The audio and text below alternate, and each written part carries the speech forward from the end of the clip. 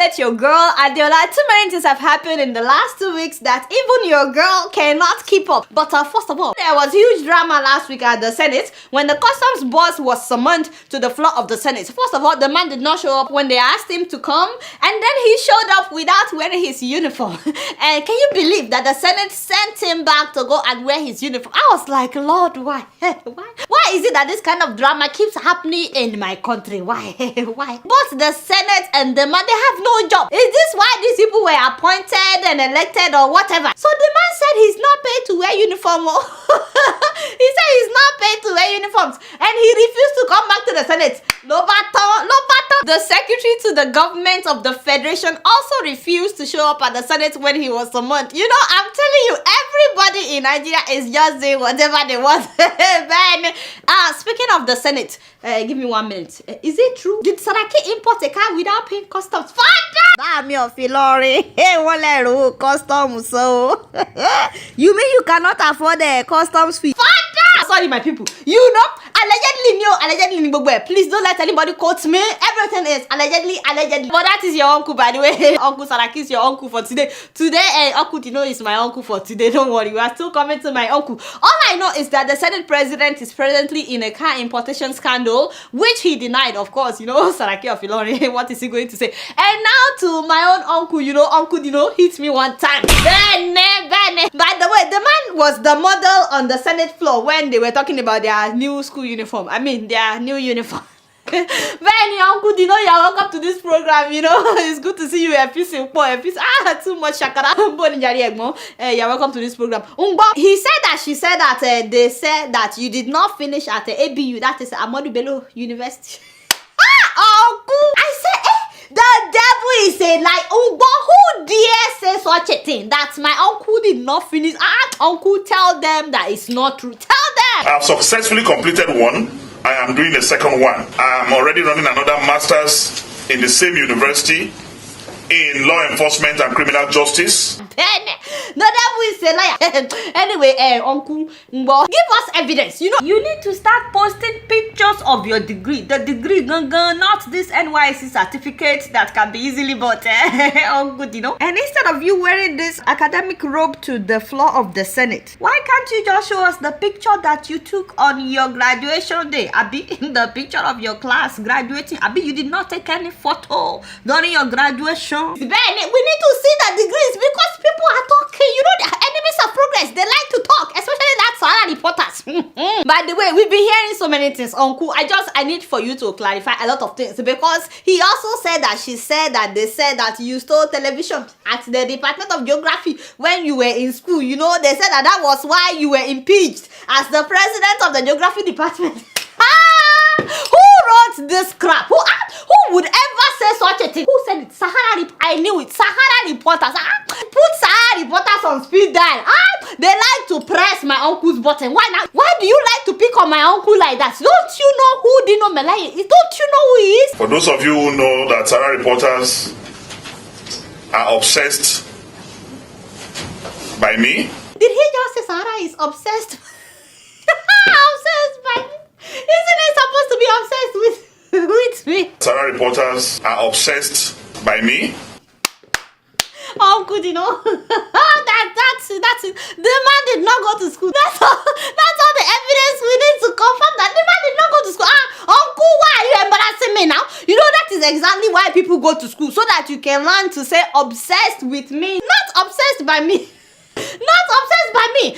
Actually, you know, to be fair, some people say obsessed by me. Yeah, some people say it. Some people say obsessed by me. So I guess he's right. Stop making fun of the man. Don't mind calling the by the way, Uncle Dino. They are not only obsessed, they use me for marketing, and whenever their profile and patronage is down, they use me to generate traffic.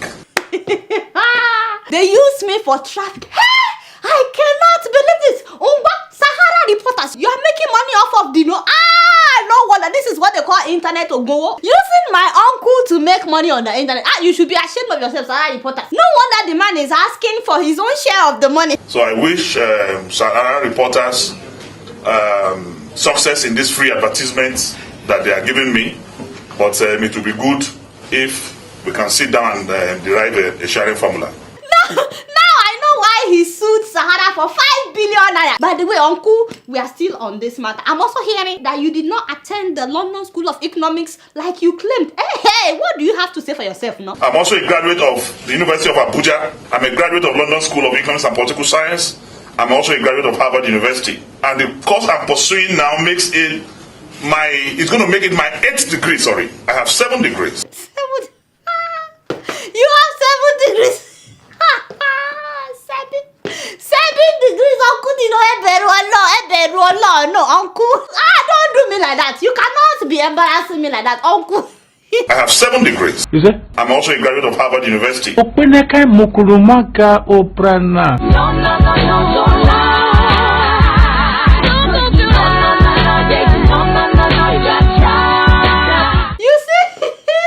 You know what?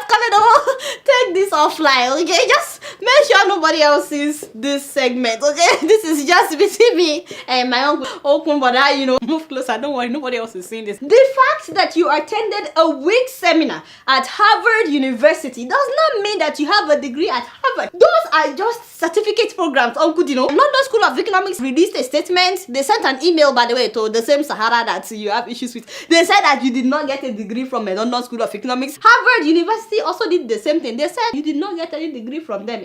So I just want you to know that before we go on with this program, so that you can know, because you keep saying you have 7 degrees. I have 7 degrees. What? Will you shut up? Not you. Call it the wall. Will you stop? Anyway, Uncle, let's get back to the cocoa of the matter. You still did not tell us whether you stole a television or not. I can't believe people who accused my uncle of stealing. They said it was a brand new television at that time. Anyway, but I'm really disappointed, because instead of you to talk to your girl, the only person that believes whatever you say, hello, you are suing Sahara reporters. I mean, I hope your hands are clean. To think that you used to be an activist. I used to look up to this man, don't put up my photo with the man. Don't you see that he is much taller than me? You want people to think that I'm short. What is wrong with you? I'm actually not short, my people. I'm not short. Anyway, Uncle, in case you are watching, which I know that you will watch, because of course I'm your girl. Don't mind enemies of progress. Ben, they're just trying to make money off of you, like you said. But having said all that, it would be better if you would post your degrees online, so we can see, the degrees that you earn, instead of just telling us that you have 7 degrees. So many of us can also claim we have 7 degrees. I mean, we've done courses at different schools, so you understand. It doesn't mean that we have degrees. I'm just telling you, Anyway, you guys don't know more. Guess what? I'm just keeping it real. Now to the cocoa of the matter. Let's go to Kaduna State of Nigeria. Ladies and gentlemen, Governor El-Rufai wrote what they now call an explosive memo to Nigerian President Muhammadu Buhari. Father, put up my photo with the governor. Hey, Benny, you're welcome to this program, Governor El-Rufai. Benny. So they said that this memo is explosive because the man said that APC has made the situation in Nigeria worse by failing to be proactive and failing to take some key decisions in a timely manner. I was like, no, he did not just. Did he just say the same APC change? Hey, APC change has failed. Oh, Father, we are just realizing. By the way, he wrote this letter since September of last year. He wrote 30 pages, by the way. I'll just read some of what he wrote. This one is cheap. Where did you find this one? I thought I told you to buy. Anyway, the man said that in very blunt terms, Mr. President. He's being blunt with the president. Father. APC has not only failed to manage expectations of change, but it has failed to deliver even mundane matters of governance. Oh, no, he did not just say, Father. Some officials around you have persuaded you that APC governors must have no say in decision-making at the federal level. You think the president is no longer consulting El-Rufai? Don't be so. It looks like that, my dear. I mean, I thought they were very close. No one will help us unless we get our acts together. Oh, preach. And then the man said that the chief of staff is totally clueless. Did he just... Okay, that's it. Enough. I'm not reading anymore. The man wrote 30 pages, by the way. I mean, it's true. The chief of staff is clueless, but I'm glad he's the one saying it. But what I don't understand is why the man is trying to do my job. 30 pages of keeping it real with Mr. President. Why are you trying to do my job, Mr. Governor? No, I'm supposed to be the one to keep it real with Mr. President. Benny, can you believe that the man went ahead to list at least 20 20 things that he was suggesting that the president could do to make Nigeria better, such as for him to develop a national plan for financial services and sports sector and the entertainment sector. I was like, shut up. And then the man said the president should replace tainted and incapable persons. Father, he told the president to replace incompetent people. No. He has overstepped his boundaries, Ben, considering the fact that Buhari appointed a lot of incompetent people. It's not a secret that so many people that Buhari appointed are incompetent. I was like, you just called the president out like that. Mr. Governor, you can't even pretend that. Anyway, now he also said that the president should enable better coordination and policy consistency, and that he should review all future appointments for competence. I mean, the man is still talking about competence. You know, this man is very bold, very bold. He also said the president should review capacity, integrity, diversity, and inclusiveness. Father, you know we need that inclusiveness, especially gender equality in the appointments in Nigeria. How many women do we have in the Senate? 7 women, right? How many senators do we have? 109. You see the male-female ratio. Can you see that gender inequality? You see that gender gap? Anyway, back to the memo, the explosive memo. So, writing this memo was his crime. Keep in mind, by the way, El-Rufai was talking to the president about all these things, and the president was the one that told him to put it all into writing. So that's how the memo started. So you understand? Anyway, writing this memo was still considered a crime. In fact, one senator wants El-Rufai to be punished. I don't know what that means, but they want El-Rufai to be punished for saying the truth to the president. In fact, so many people are now calling this memo inappropriate. But guess what? People have printed it out in Nigeria. They are now selling it on the streets of Lagos and Abuja. Yes, you know, instead of buy your gala, it is now buy your memo here. Yeah, so meanwhile, we the common people, you know, Koyolewe especially, we are very happy. You know, we like things like this. I mean, isn't this what we've been telling the president all this while? I beg. The president is not a god. And if people that are close to him, or let me say that used to be close to him, can no longer advise him, who can advise him? I wonder what they think of us, calling the world, with all the things that we say on this show. By the way, I saw something in that memo that caught my attention. I'm not sure what it means because it confused me. Please tell me if you know what this means. Sir, this is to Mr. President. My fate politically is uncannily tied to yours. If you do well, I stand to benefit immensely. If you do not do well, sir, whatever I try to do in Kaduna matters little to my present and future political trajectory. Wait, what does it mean, future political? You think Zeman wants to be president of Nigeria? I told you. anyway, good luck to Mr. El-Rufai. You guys not doing anything. Wait to be my own. Guess what? I'm just keeping it real. Moving on to Ghana, last week, a popular Ghanaian footballer, Mohamed Anas, who presently plays for South Africa's Free State Stars, dropped a bomb after his team won a match against Ajax Cape Town. And I appreciate my fans also, my wife and my girlfriend. Dang! Oh my God, did he just know? He did not just say that, father. My wife and my girlfriend. Okay, by the way, he came out later to say that by saying girlfriend, he meant his daughter. So he added that his family members, they all know that he calls his daughter his girlfriend. I'm like, Chale, please, you don't need to dig deeper. you already got yourself in the ditch.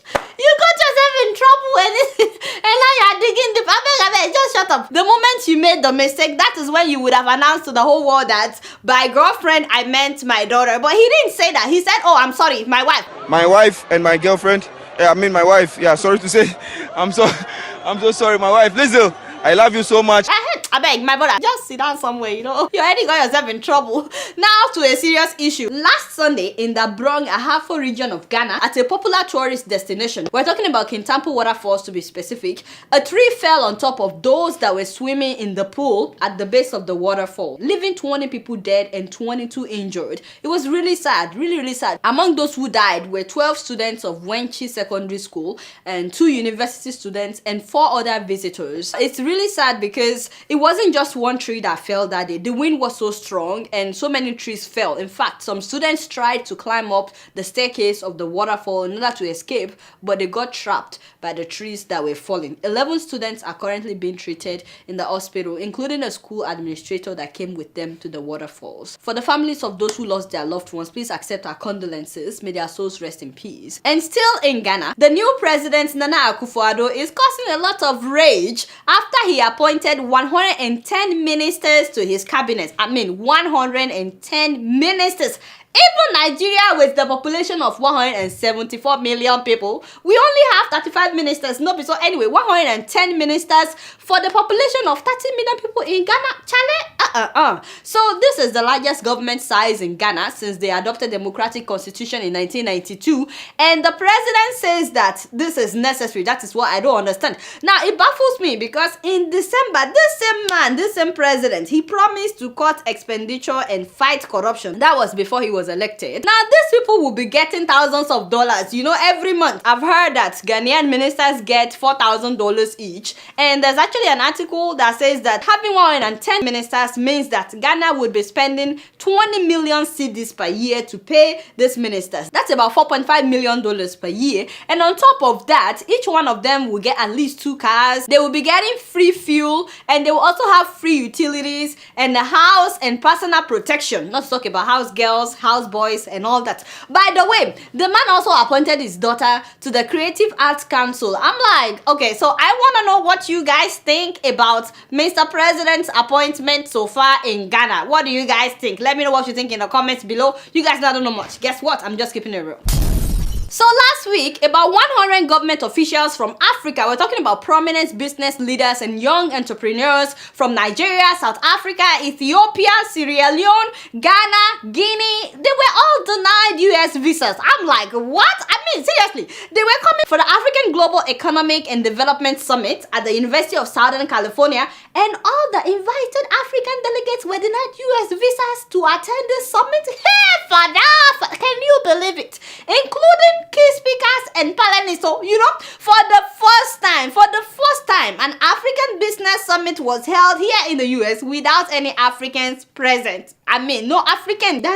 Just try to process that. This is supposed to be an African summit, but there were no Africans because they were all denied visas. What?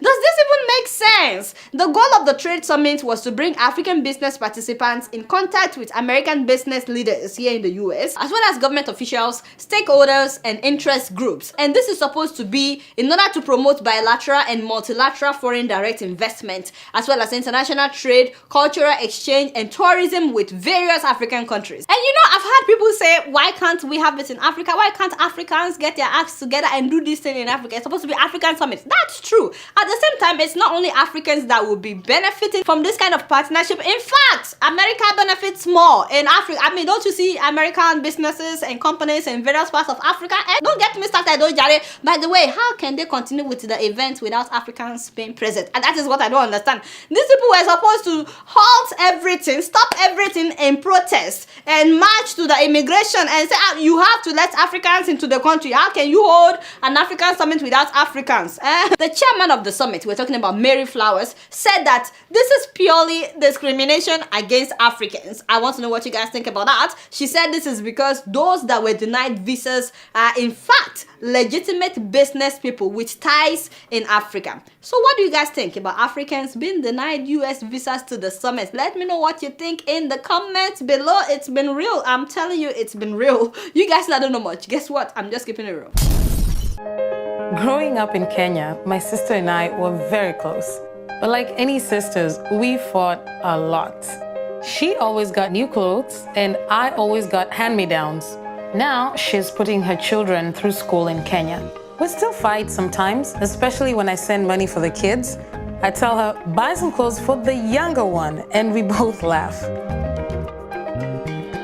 With nearly 500,000 locations, our app and online, this is moving money for better. Alright y'all, it's been real and I'm keeping it real right up in here. Don't forget to follow me on Facebook, Twitter, and Instagram. Until next week, I'm gonna see y'all later. Peace out!